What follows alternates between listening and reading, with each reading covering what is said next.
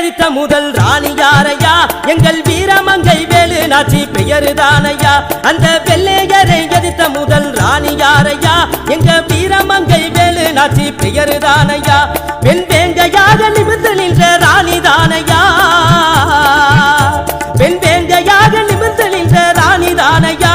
அவர் வெற்றிதானே சுதந்திரத்தின் முதல் எழுத்தையா. அவர் வெற்றிதானே சுதந்திரத்தின் முதல் எழுத்தையா.